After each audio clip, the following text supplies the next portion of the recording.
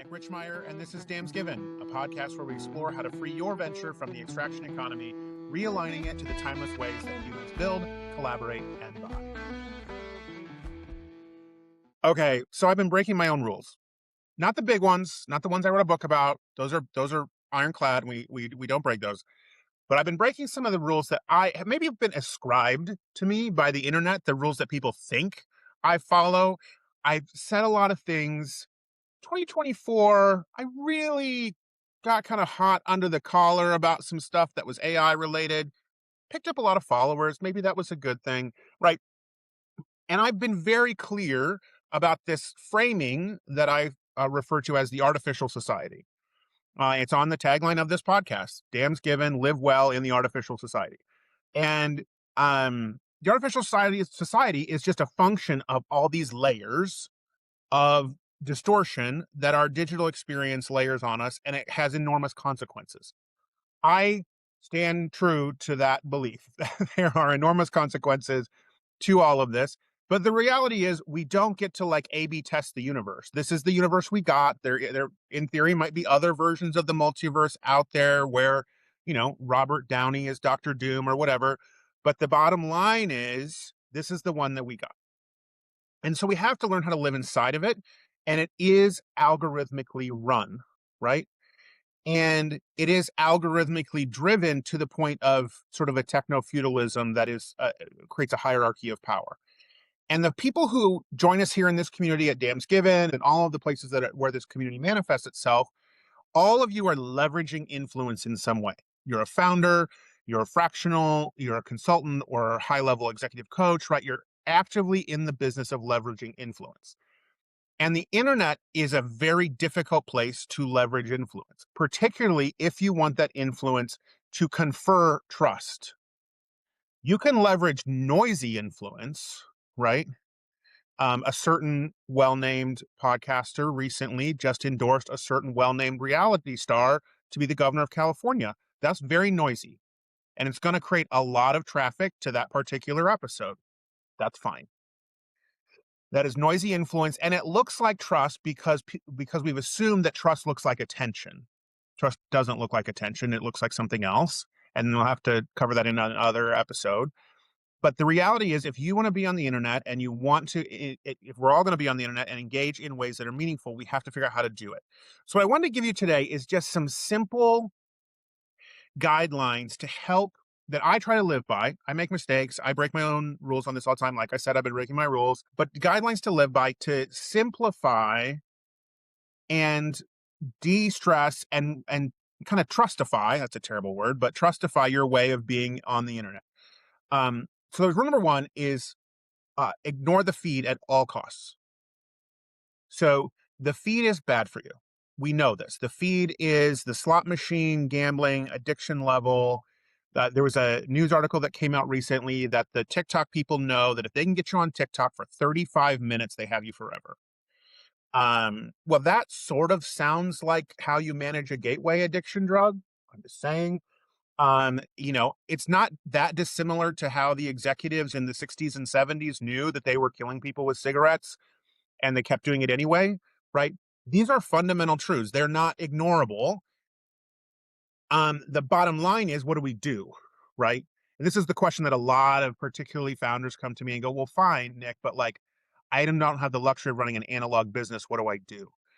Well, the more you can ignore the feed, the more you can stop the scroll, all of these taglines, the better off you are. Not just from a mental health standpoint, legitimately from a mental health standpoint, you'll be better off.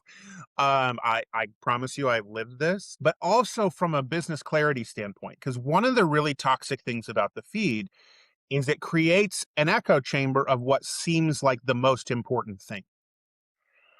And so, I'll use the LinkedIn feed as an example because a lot of business people sort of give themselves a free pass. Like, what's LinkedIn? It's fine. How bad can LinkedIn be, right? But the reality is LinkedIn is an aggressive algorithm. It's an aggressive system, much more than it was 2, 3, 5, 10 years ago. An aggressive system designed to feed you what it thinks is important within a very limited range of options. You're not getting fed people in your network who are writing about the, the presence of Weimar Germany and how that influences today's socioeconomic reality. The person that's writing about that isn't showing up in your feed, even though they're your best friend, right? It's just not showing up in your feed. Um, what you're getting is, stuff like Allbirds is an AI company now, or, Anthropic did XYZ, right? You're getting all of this noise as if to say that's the only thing worth talking about. And what happens after you do that over and over and over again is it starts to just, the brain does, it goes, oh, this must be what's real. This must be the most real thing. And so then you sit down in your executive team meeting and go, guys, what are we going to do about Allbirds? Well, of course, nothing, right? If you take a beat and step back, I can do anything about Allbirds. Like, who cares? This is a really silly story about a very complicated financial instrument that somebody's gamifying in the hopes of making easy money. It doesn't have anything to do with these big themes that people want to make it about. But at the end of the day, the brain sort of starts to get overwhelmed by that, and we feel the need to comment on it, et cetera. So stay out of the feed is number one. Now, number two is I want to talk a little bit about content creation, right? So we all have our preferences in terms of content creation. I would first prefer that we never use the phrase content creation again, but it is the phrase that we have for what we're all doing. So let's talk about it. Again, if I had my preferences, I'd be an audio guy and a written guy. I learned to like doing audio podcasts. I like the recording part. I like the production part. But the reality is, I gotta be on video. It works better. Most of you are probably watching, by our data, most of you are probably watching this on YouTube. YouTube is just almost impossible to ignore. I'm already actively ignoring other feeds that I just simply will not do. I will not be on Meta platforms under any circumstances. Is Google better than Meta? I don't know. You got to draw your line somewhere. And so we do video, right? Well, there's a lot of ways to do YouTube, and I'm just using YouTube as a case study because I think it will help us understand what we mean here. Like, major influencer just dropped, like, I don't know, 300 or something new posts onto his feed all at one time. Just to be like, hey, this is how the algorithm works now. In the age of AI, you got to just dump, and you have to have shorts, and you have to do this, and you have to. And that level of chaotic energy is a thing you could do if you expect or are trying to sort of ride that algorithm and get it to spit things out for you in its own way, and you live and die by its rules.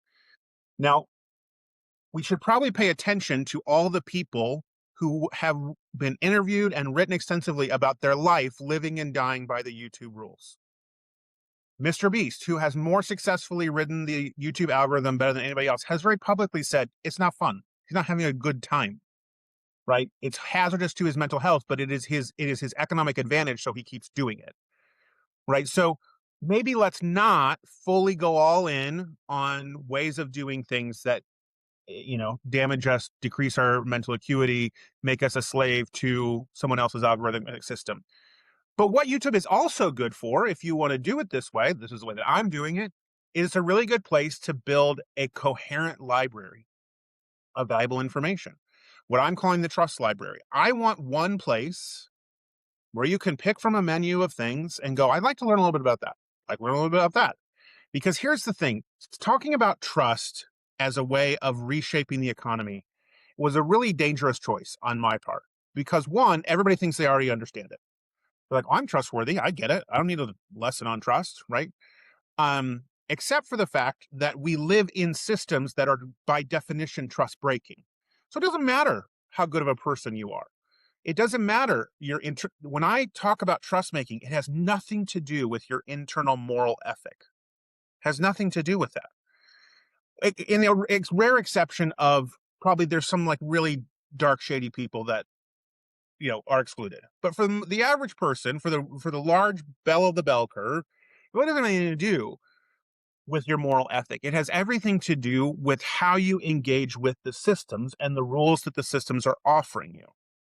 And that's why this conversation about how to be on the internet is so important, because unless you're going to go analog, and that's fine. If you have a business that can go analog, do it. You'll probably be happier. That's awesome. The majority of you can't do that.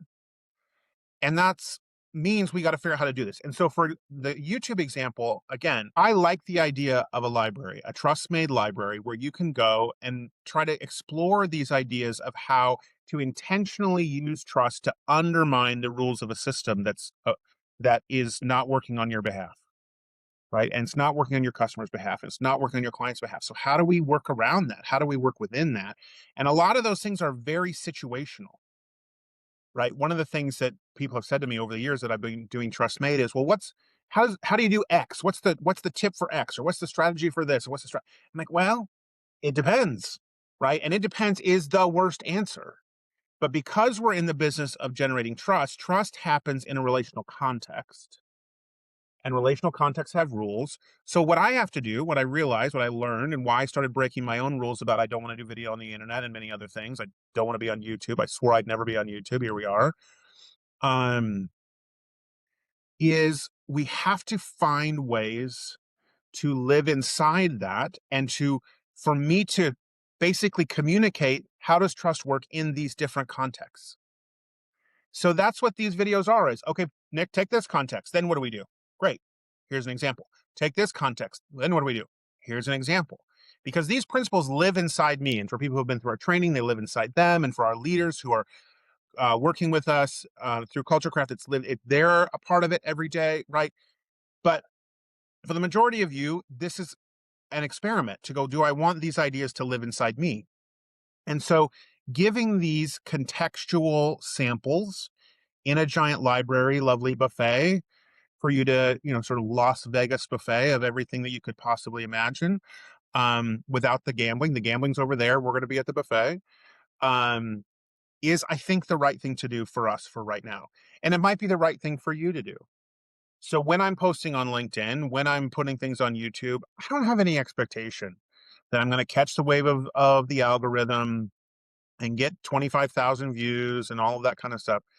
The biggest viewed thing I ever did, the most viral thing I ever did, was ranting about an AI device that would spy on people wherever the wearer took it. And I just said, you'd have to take it off if you came to my house. And I got 2 million views out of it because I said I didn't want people wearing wearables in my house. And people were like, wow, you have a phone, you have that. And it was wild. It was a very wild 48 hours, but it's also useless. It didn't serve me, it didn't serve my clients, didn't serve a lot of things. And so what I want for you is just to try these two rules out. I want you to try these two boundaries out, manage your time with the feed, and think about your content creation in a library way, not in a gaming the algorithm way. The algorithm gamer will say, well, how is anybody going to find it? Right? Well, you're going to find it by building relationships, and those relationships send people to your library. Because relationships is how the game is won and lost, not 10,000 people following you on an algorithm. That's just not how the game is won and lost. And so I hope this is giving you a little bit of like, okay, one, why is Nick posting so many videos when he said so many nasty things about the internet? And two, how does that impact your way of engaging the internet in a trust-made way? You want to go further with this? Obviously, you can follow our YouTube channel. It's right here. You can like and subscribe on our audio channels. If you're getting this through audio, we would love that as well.